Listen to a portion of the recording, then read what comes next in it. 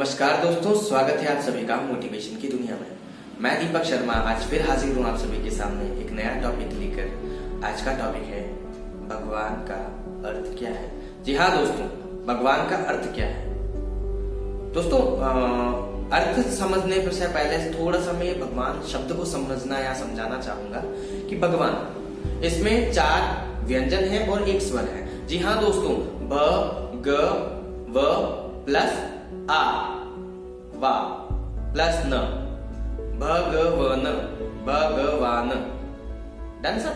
Okay, तो अब इन 4-5 अक्षरों का मतलब क्या है, उससे शायद हो सकता है आपको समझ में आ जाएगा भगवान का अर्थ क्या है या असल में भगवान का मतलब क्या है। दोस्तों सबसे पहले हम अक्षर लेते हैं भ।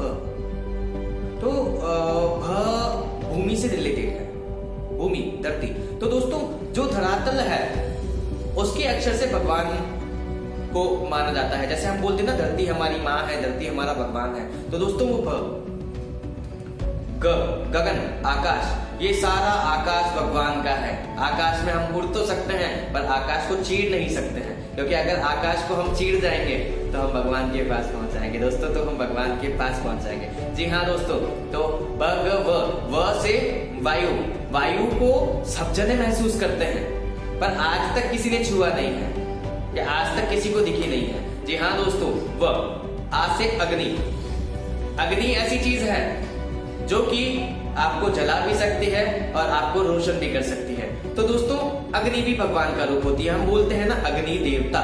जी हाँ दोस्तों, न मतलब निर, जल, हमारे जल देवता, जिनके बिना तो शायद यूं समझ लीजिए कि संसार या हमारे जो पशु पक्षी हैं या हम लोग जो हैं वो जल के बिना पूरे अधूरे हैं। तो दोस्तों भगवान का असल में अर्थ यह है कि हमारी समस्त जरूरतों को पूरा करना, वो भी बिना किसी भेदभाव के। अब बिना किसी भेदभाव के जरूरतें पूरी करना मतलब दोस्तों धरती जो है वो अमीर, गरीब, भिखारी या किसी के भी कहूं, पशु पक्षी, सबके लिए एक समान है। लोगों ने खरीदा है वो, उसको अभी आप बीच में मत लाइएगा कि अमीर के पास ज्यादा है, गरीब है, तो सबके लिए एक ही है ना। उसी तरीके से आकाश भी सबके लिए एक है, वायु भी सबके लिए एक है, अग्नि भी सबके लिए एक है और जल भी सबके लिए एक है। तो दोस्तों असल में भगवान सबके लिए एक है। भगवान का अर्थ क्या है कि भाई भगवान सबके लिए एक है। अब आप बोलोगे यार दीपक तो ये भगवान के अर्थ में ऐसा क्यों बोल रहा है कि भगवान सबके लिए एक है ना। तो दोस्तों एक छोटी सी चीज बोलता हूं कि भगवान ऐसा प्राणी कहूं जो 6 क्वालिटीज में आपको बता रहा हूं, उन 6 ही क्वालिटीज में वो परफेक्ट हो, तो वो भगवान है। आज जैसे हमने जो कहानियां, कविताएं पढ़ी है, राम भगवान भी माँ के पेट से ही जन्मे थे और कृष्ण भगवान भी माँ के पेट से ही जन्मे थे। जी हाँ साहब, दोनों का जन्म माँ के पेट से ही हुआ, दोनों की आकृति भी इंसान रूपी ही थी, दोनों थे भी इंसान जैसे ही, सब कुछ इंसान जैसा तो था। तो वो भगवान कैसे हो गए दोस्तों? उनका आत्मा से मिलन हुआ था। उन्होंने इस दुनिया का, संसार का सारा यूं कहूं कि द्वेष, त्याग, असत्यता, ये सब त्याग के अपना जीवन जिया था। जैसे आज हम बोलते हैं ना कि मरने के बाद आपको मोक्ष प्राप्त हो। दोस्तों कहां से होगा? हमने पाप इतने किए हैं, हमने मतलब की दुनिया इतनी जी है, हमने असत्य इतने बोले हैं, हमने सब कुछ किया है, तो हमें मोक्ष कहां से प्राप्त होगा? बट जो कृष्ण जी थे या राम जी थे, वो राम जी ही थे। उन्होंने ये नहीं अपने नाम क्या भगवान, उन्होंने नहीं, हमने लगाया। वो तो राम ही थे, वो हनुमान ही थे, वो लक्ष्मी जी ही थे, वो पार्वती जी ही थे और वो सीता जी ही थे। उनके सामने भगवान हमने लगाया। आज आप और मैं, हम हिंदूवासी जो हैं वो रावण जी को राक्षस समझते हैं। श्रीलंका में रावण को पूजा जाता है साहब। सबका अपना अपना होता है साहब, सबका अपना अलग अलग होता है। तो दोस्तों जो 6 क्वालिटीज मैं आपको बता रहा हूं कि ऐसी कौन सी 6 क्वालिटीज हैं जो कि एक भगवान या एक इंसान को भगवान बनाती है या एक भगवान की पहचान करवाती है। तो दोस्तों जो गुण हमारे अंदर असीमित हो और असीमित समय तक हो, जी हाँ दोस्तों, जो गुण हमारे अंदर असीमित हो और असीमित समय तक हो, उन गुणों में ये 6 गुण बहुत ही ज्यादा जरूरी है। जी हाँ दोस्तों, सबसे पहला आता है सुंदरता।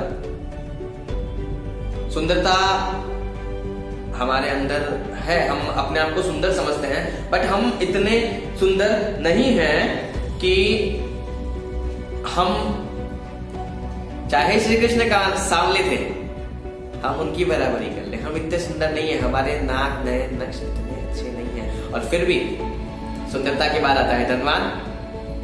कुछ लोग धनवान होते हैं पर सुंदर नहीं होते। यशवान, कुछ लोगों के पास धन होता है, यश होता है, पर सुंदर नहीं होते हैं। साहब सीधी सीधी बात कहूं तो हमारे पास हर चीज होनी चाहिए। बलवान, आज पैसे वाला व्यक्ति है,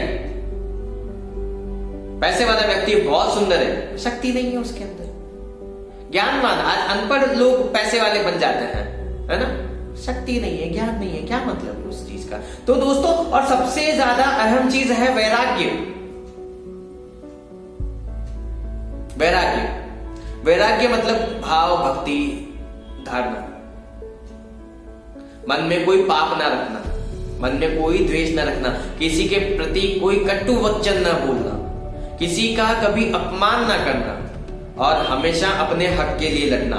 ऐसा नहीं बोल रहा कि वैराग्य अपना लिया, किसी को कटु वचन सत्य ना बोल रहे हैं। आप युद्ध करिए ना, आप लड़िए, पर अपने हक के लिए और अपनी सच्चाई के लिए लड़िए साहब। हर कहीं पर दावपेच ना आजमाए, है ना, अपने हक के लिए लड़े, तो उसको असल में भगवान कहा जाता है। हर इंसान में भगवान होता है, जैसे मैंने पिछले वीडियो में कहा था, मैं आज भी कह रहा हूं। भगवान इंसान का रूप है, भगवान जीव जंतुओं का रूप है, भगवान धरती, आकाश, अग्नि, वायु और जल का रूप है। भगवान हमारे मन का रूप है। हम जिस इंसान में भगवान देखेंगे, हम जिस वस्तु में भगवान देखेंगे, असल में दोस्तों भगवान वही होगा।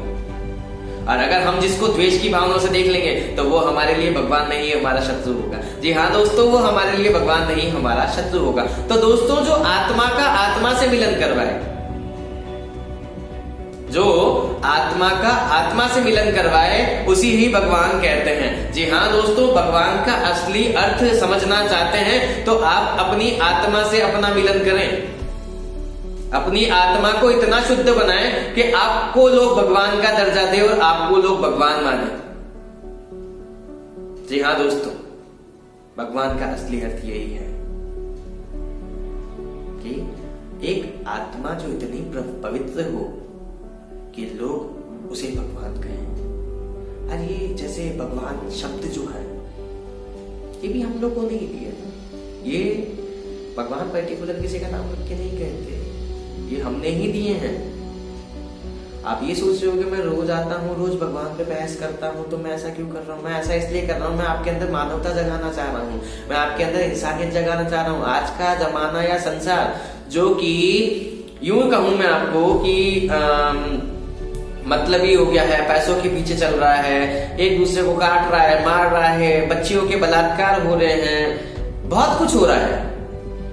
पहले के जमाने में ऐसा नहीं होता था साहब, इसलिए पहले देवनगरी कहा जाता था, पहले भगवान बसते थे। अब इंसानों में भगवान तो छोड़ो, इंसान भी नहीं बसते हैं। जी हाँ दोस्तों, तो आपको अगर भगवान को जानना है तो पहले अपने अंदर की इंसानियत जगाएं और उसके बाद आप अपनी आत्मा को शुद्ध करें, तो हो सकता है कहीं ना कहीं लोग आपको भी भगवान के लिए पूजें। धन्यवाद।